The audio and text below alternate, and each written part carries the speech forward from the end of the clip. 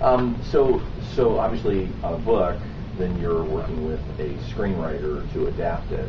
Right. Do you have probably a stable of screenwriters that you consistently work with, or how do you find a writer for that screenwriter? Usually the writers will come to me.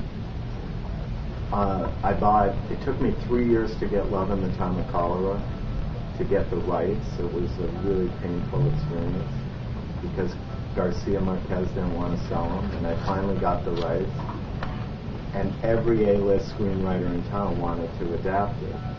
And it was really just seeing what their take on the material was.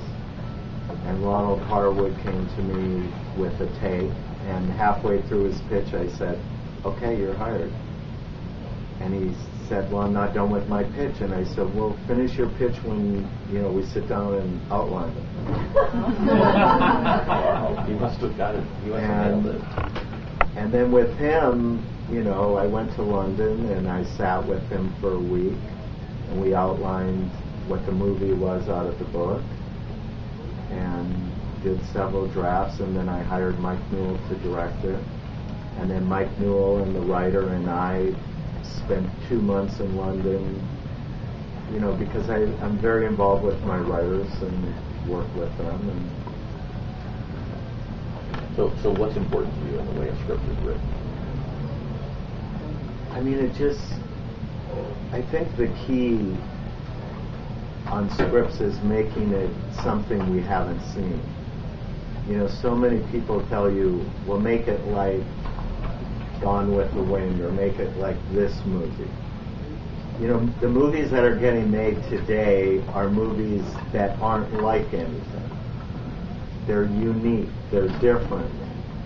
Or if it's a crime thriller, it's a unique crime thriller, like The Departed was. It has to be something that jumps out and makes it unique and different.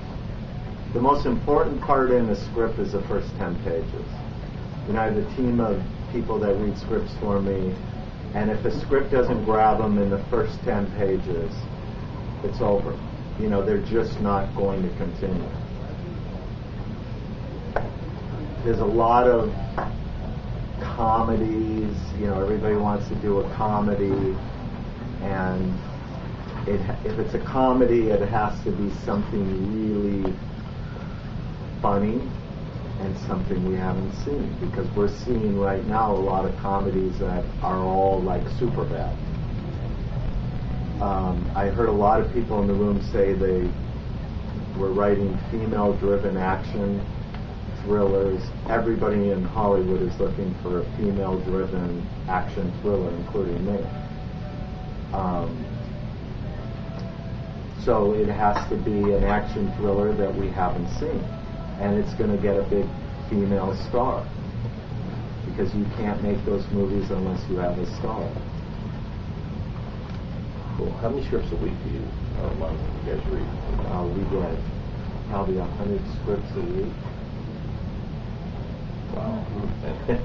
And out of those, how many do you end up saying yes to over a period of a year? 5 over a year. Okay, cool.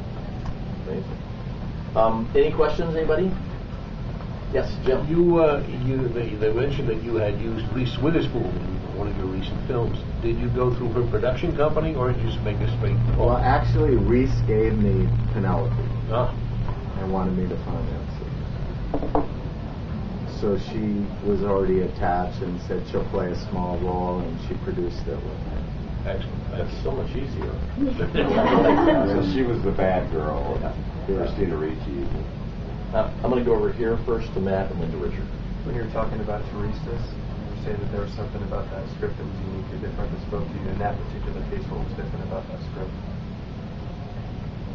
Well, Hostel hadn't come out when I bought the script, so it was something I hadn't seen. Was it geographically? Was that part of it? Yeah, definitely. I mean, well, when I changed it to, I wanted to go to Brazil. Yeah. And I'm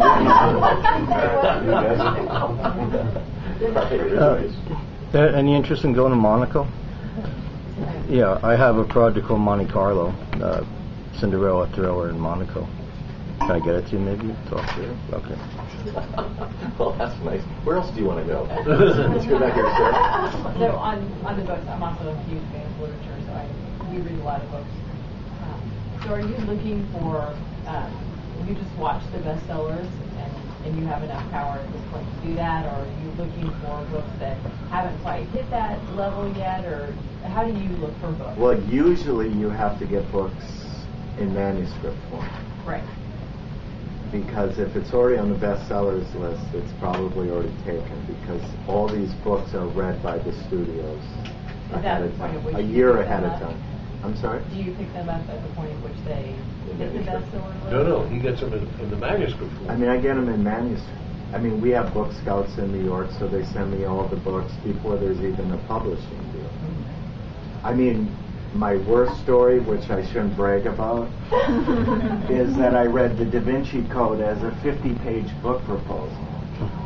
And the book proposal was, here's me justifying why I didn't buy it,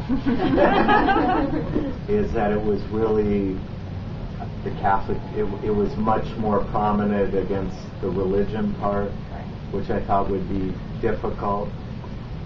He couldn't get a book publisher, and I could have bought the rights for $100,000. Wow. And they ended up selling for $6 million. But even when the book came out and it was a bestseller, every studio had passed on it. Nobody wanted to make the movie. So, but it kept selling and selling. Sooner or later you had to, right? Somebody had to. And then Ron Howard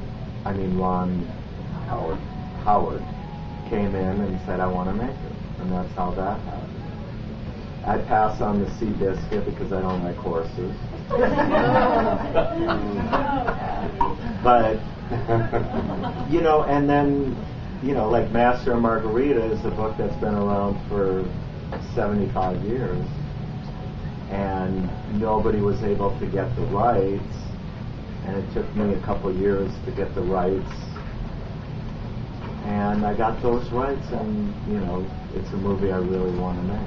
So there's always obscure books that nobody thinks about. Yes.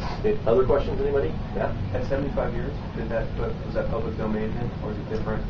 Well, they changed the copyright laws So what is in it? Russia, so I had to deal with the author's estate. And 17 years ago, Roman Polanski was going to make it. And there was an issue with the rights then, so it never got made.